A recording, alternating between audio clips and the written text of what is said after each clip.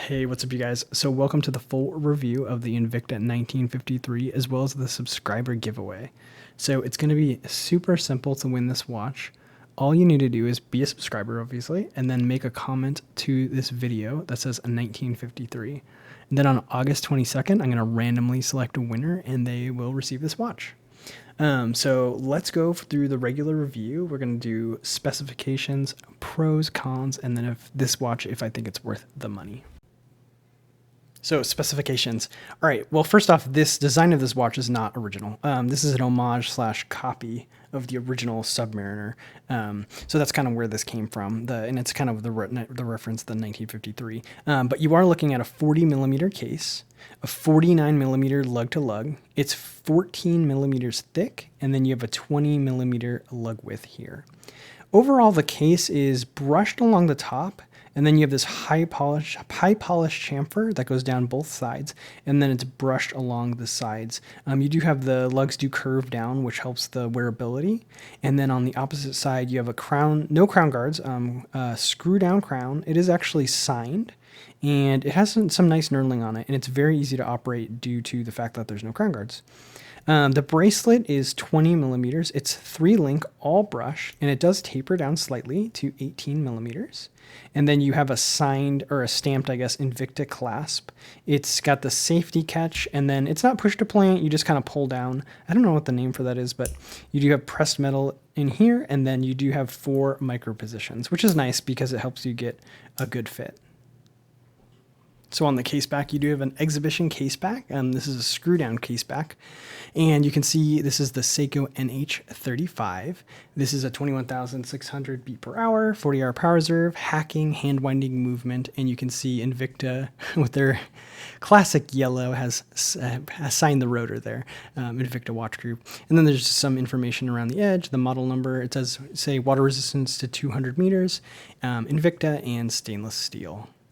So the bezel is this coin edge style. It's 120 click. It's very easy to turn, and the action is satisfying as well as the sound. It makes a very satisfying sound as you kind of ratchet it around. The alignment is quite good, but there is a little back play, so it does kind of back play off perfect alignment, but it's not that bad. You can't really tell.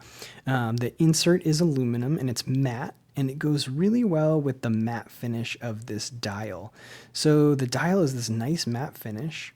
And then you have golden hands that match really well with basically golden outlined indices. They're Lume, but then they're outlined in this kind of same gold color. And then you also have the minute track going all the way around, kind of showing where each minute is. The minute hand is nice and long, so it reaches out to that track, which I do appreciate. And the second hand is really long, and it has that kind of cool like lollipop on the end there. No Lume, it's just solid metal. But it's kind of different. I haven't really seen a second hand like that, and I definitely like it. And then you just get mineral glass, which, you know, is pretty reasonable at this price point.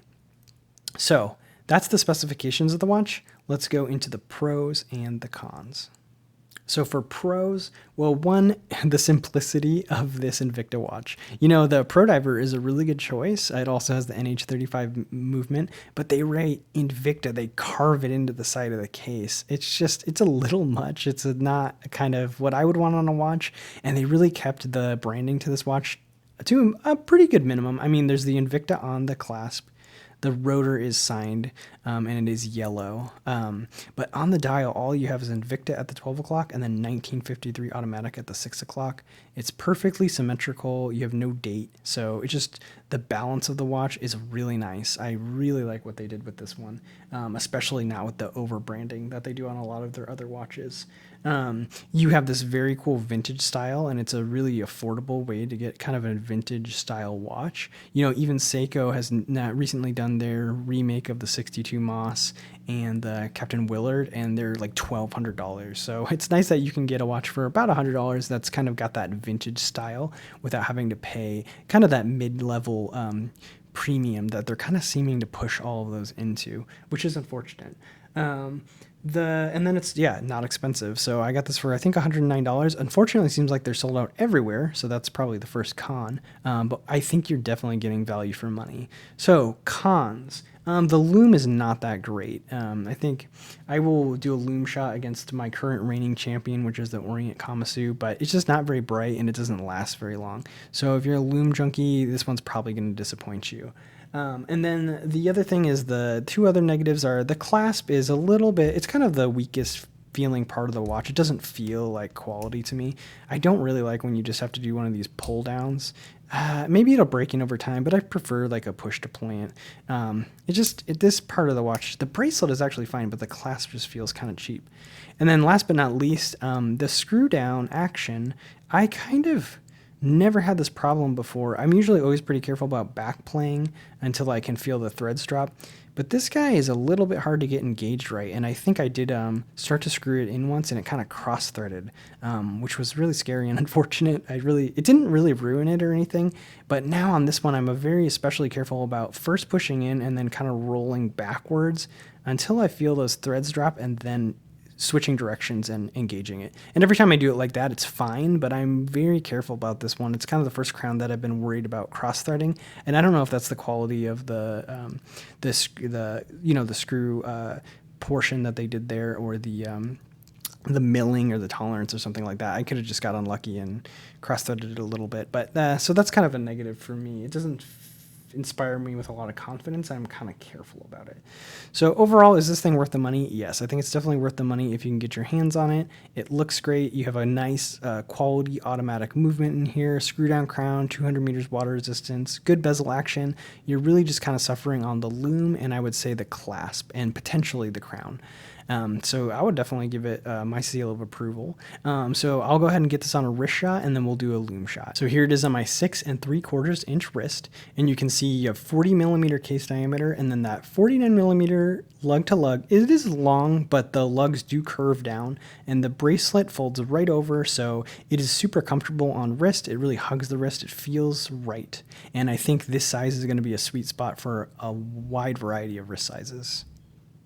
All right, so for the Lume test, I'm going to run it against the Orient Kamasu, which I think is my best watch right now for Lume. So I'm just going to give them a little bit of a charge to make sure they get as bright as they possibly can, and then I'll cut the lights so you can see the initial glow. So there's that initial Lume, and then I'm going to go ahead and let them run for a few minutes, and I'll show you kind of how the Lume fades over time.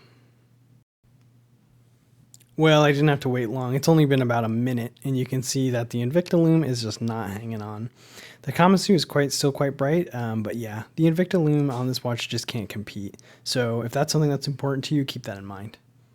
All right, you guys, so that's the Invicta 1953. Remember, if you want to win this watch, go ahead and subscribe to the channel and then make a comment below that just says 1953 on August 22nd. I'm going to pick a random winner and you will receive this watch.